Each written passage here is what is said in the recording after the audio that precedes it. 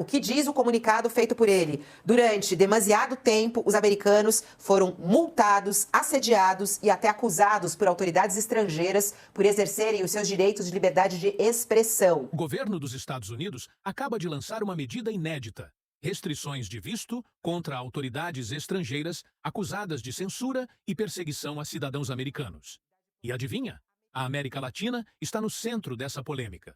Mas quem são os alvos? E o que isso significa para o Brasil? Fica comigo até o fim, porque as peças desse quebra-cabeça podem te surpreender. Não apenas. Agora, o Fábio Leite dá risada o argumento deles em defesa da liberdade de expressão, justamente um governo que está reprimindo furiosamente, violentamente, protestos, por exemplo, contra Israel. Falou mal de Israel, vai expulso dos Estados Unidos. Não existe mais liberdade de expressão plena nos Estados Unidos. Isso está evidenciado todos os dias, né?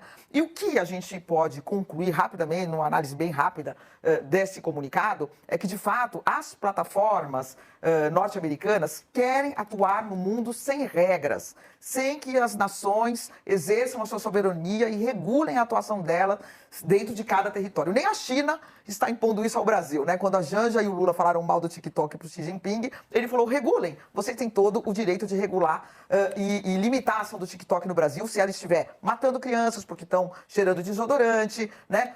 Divulgando mentiras, colocando em risco a segurança das pessoas no Brasil. Então, a minha primeira leitura é essa, quer dizer, o argumento que eles usam de liberdade de expressão é algo que não existe, está totalmente desmoralizado dentro dos Estados Unidos, porque as pessoas não estão tendo liberdade de se manifestar lá. Estão sendo presas e expulsas do país quando se manifestam. Então, me parece uma razão totalmente... não sei nem que palavra usar, mas assim, não dá para dar crédito a esse argumento.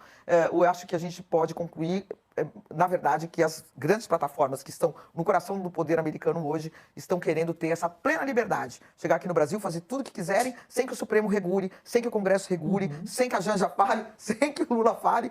Faço o que eu quiser. E se você quiser me regular ou me censurar, você não entra mais nos Estados Unidos. Primeiro, é um anúncio que está muito aquém do que desejava o bolsonarismo, quando o Marco Rubio, lá no Congresso americano, disse: olha, é muito provável até, está se analisando, a hipótese de impor sanções ao Alexandre de Moraes. Não há nada parecido com isso nessa decisão do Departamento de Estado, né? O que se dizia é que iam aplicar uma legislação da época do Obama, do Barack Obama, e significaria uma morte financeira do sancionado. O sujeito não ia poder mais transacionar com cartões de crédito de bandeira americana, ia ter problemas para administrar suas contas bancárias. Não há nada parecido com isso aqui. O nome do Alexandre de Moraes não é sequer mencionado. Agora, pode haver uma segunda intenção de chegar até ministros do Supremo Tribunal brasileiro. A primeira emenda da Constituição americana confere à liberdade de expressão uma amplitude que a legislação brasileira não abriga.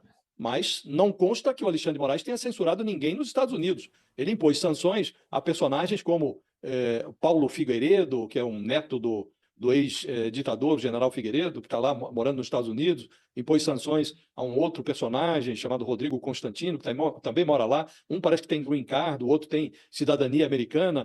Agora, eles continuam publicando normalmente nas redes sociais nos Estados Unidos. As decisões do Alexandre de Moraes não atingiram as redes sociais desses personagens lá nos Estados Unidos. Atingiram aqui.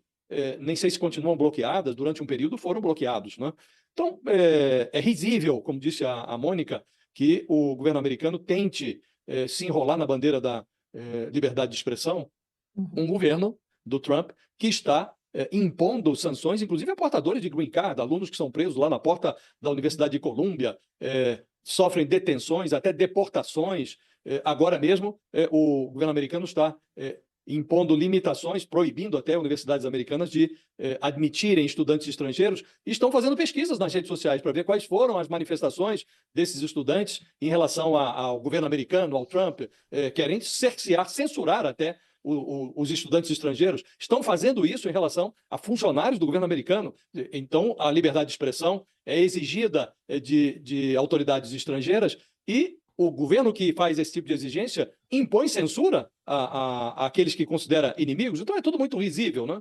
E hoje um guarda da esquina, um guarda da alfândega nos Estados Unidos recebeu, por assim dizer, a delegação do Trump para impor um tratamento draconiano a quem chega nos Estados Unidos, a quem está transitando pelo território americano e que é considerado inimigo do sistema. Então é realmente muito risível, né? Então, em primeiro lugar, Fabiola, está muito distante essa decisão do Departamento de Estado daquilo que se anunciava como provável sanção ao Alexandre de Moraes ou a outros ministros do Supremo, muito distante, e é risível. O que foi decidido, o que consta dessa deliberação, contrasta com o comportamento do próprio governo americano, né? Então, está distante do que foi anunciado e contrasta com as deliberações do próprio governo Trump. O Trump não tem autoridade para falar em liberdade de expressão. Eu achei muito assim genérico, né, e muito em aberto, porque quando ele coloca lá atendendo a funcionários públicos, né, estrangeiros, muito embora possa realmente aqui chegar até a figura do ministro Alexandre de Moraes, eu vejo de forma bem genérica e ouso aqui dizer que não foi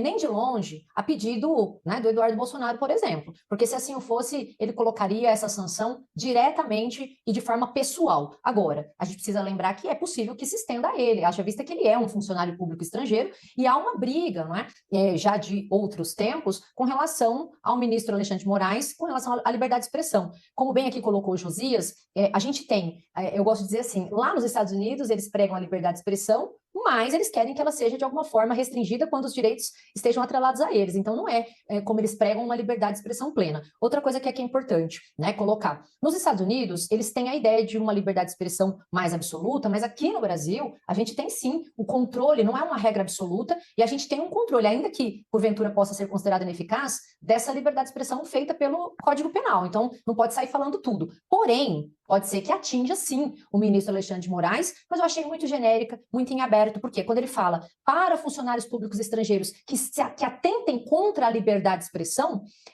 fica qualquer pessoa, qualquer funcionário público estrangeiro ali, então, que fale algo que seja contrário à pretendida liberdade de expressão que eles querem e busquem, estaria, então, sancionado por essa fala aí do Marco Rubio agora há pouco.